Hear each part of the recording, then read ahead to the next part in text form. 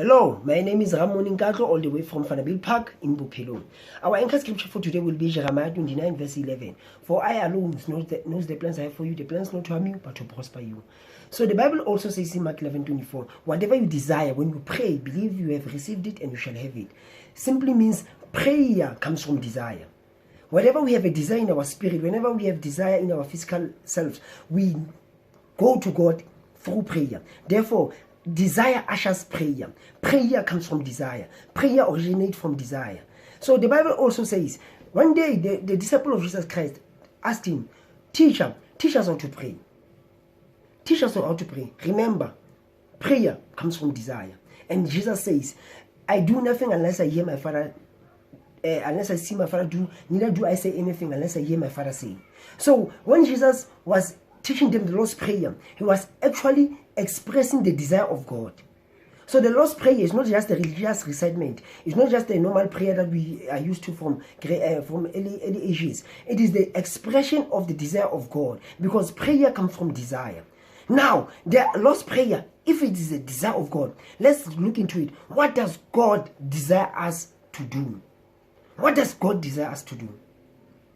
Now the Bible says, when you pray, say, Our Father, who art in heaven, hallowed be thy name, thy kingdom come, thy will be done on earth as it is in heaven. Give us this day our daily bread, and forgive us our trespasses, as we forgive those who trespass against us. Now, let me just repeat up there.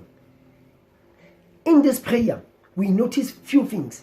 This is not a selfish prayer. This is not an individual prayer. This prayer does not have the word me. It does not have the word I. But it has only three words. Our, us, and we. So it is the desire of God for us to pray for one another. Though it is good to pray for yourself, but it is better to pray for one another. That's why the Bible says, love your enemy. That's why the Bible says, love your neighbor. If you love them, you'll pray for them. So it is the expression of the desire of God for us to pray to God. To pray to God for others, not just for ourselves. So that's why the Bible teaches us how to love. That's why the Bible teaches us how to respect one another. That's why the Bible teaches us how to uplift one another. Because it is the desire of God.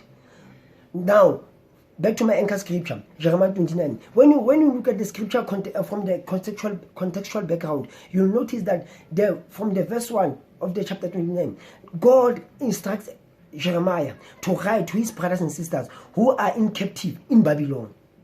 When you remember Babylon, the story of Nebuchadnezzar, the story of Daniel, the story of Meshach and Shadrach and Abednego, those characters, it was during the times and the same era where Jeremiah was a prophet. So Jeremiah wrote to them. While they were under slavery, while they were under captivity, Jeremiah wrote to them. And the message was this. Tell them to pray for their masters. Tell them to pray for their masters. And if they pray for their masters, I, God, will answer them. But if they pray for themselves, I will not answer their prayers. That's what God does. In our midst of confusion, in our midst of oppression, God does not desire us to pray for one another. He desires us to pray for people that hate us, for people that hate us, for people that drag us, for people that block us. God wants us to pray for them. It is the desire of God. And guess what? When he ends up on the very same chapter, he says, I alone have the plans. I alone have the plans to prosper you. Your plans might benefit you, might not prosper you. Your plans might elevate you, but might not prosper you. That's why God says, I alone knows the plans I have for you. The plans to prosper you.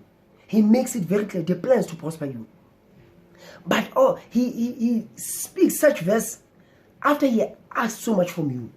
He asked you to pray for his enemies, and he said, I will prosper you. You don't have to prosper yourself. You don't have to solve it yourself. Just pray for others. I will deal with you. So Jeremiah 29 verse 11, it comes in a very critical state in our lives, where God says, pray for people who are betraying you. Pray for people who are backstabbing you. Pray for everyone who's hating you. Because I have the plans, and I know them. You might know, they might have plans to destroy you, but my plans are to prosper you.